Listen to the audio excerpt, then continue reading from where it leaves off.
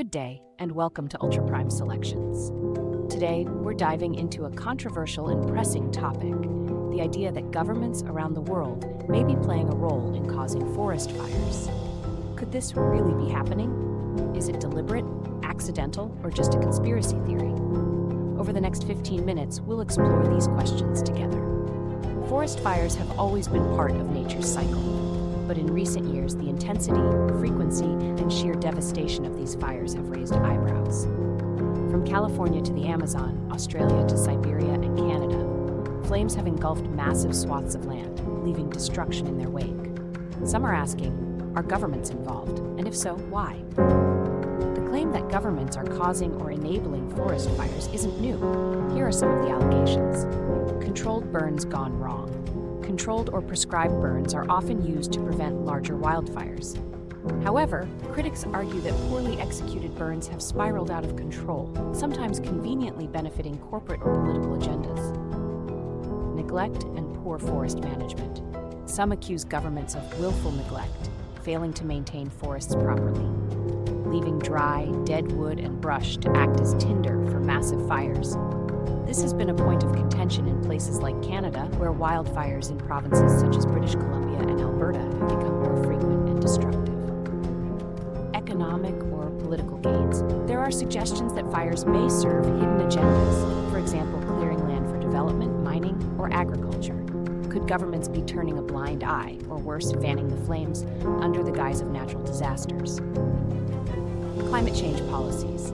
Ironically, some argue that governments exaggerate the role of climate change in forest fires to push for political or financial gains, like carbon credits or stricter regulations. But are these claims credible? Let's dig deeper into the evidence. Let's look at some of the evidence proponents of this theory point to. Satellite imagery and patterns. In some cases, satellite data has shown unusual fire patterns, almost as if fires were started systematically in grids or lines. This has sparked debate, especially in regions like Western Canada, where wildfires have burned with unprecedented intensity. Whistleblowers and leaks. There have been sporadic reports from insiders claiming government agencies or contractors played a role in mismanaging or even starting fires. In Canada, there have been allegations that firefighting resources were stretched thin not by accident, but due to policy decisions.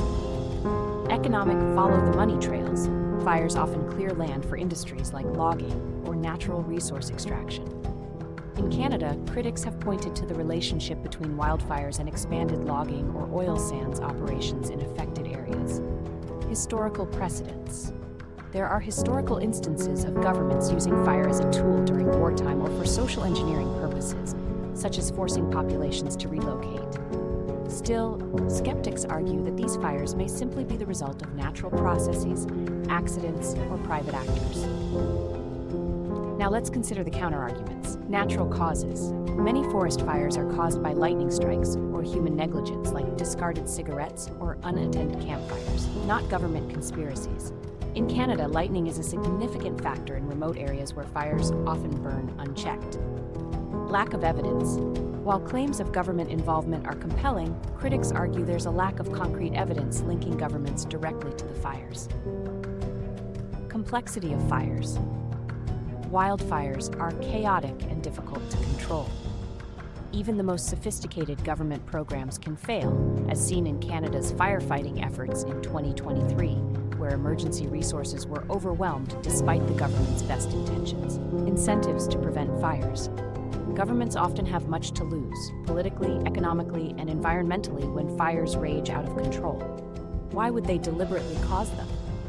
It's important to weigh both sides of this argument critically. So why does this topic matter? Whether governments are involved or not, forest fires have dire consequences. They release massive amounts of carbon dioxide, destroy habitats, and displace millions of people and animals. In Canada, the summer of 2023 became one of the worst wildfire seasons in history, blanketing much of North America in smoke. These events highlight the urgent need for better forest management practices and climate adaptation strategies. If governments are implicated, it raises serious ethical and legal questions. Should we demand greater transparency and accountability in forest management practices? And how do we ensure policies prioritize long-term environmental health over short-term economic gains?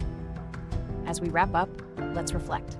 Forest fires are a complex issue involving natural, economic, and possibly political factors.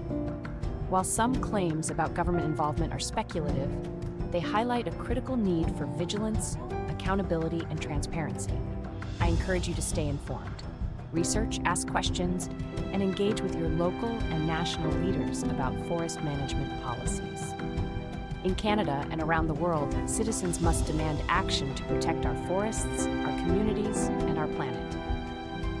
Thank you for watching Ultra Prime Selections. If you found this discussion insightful, please like, share, and subscribe. And let us know your thoughts in the comments. Are governments to blame, or is this a natural crisis exacerbated by human negligence? We'd love to hear from you. Until next time, stay curious and stay informed.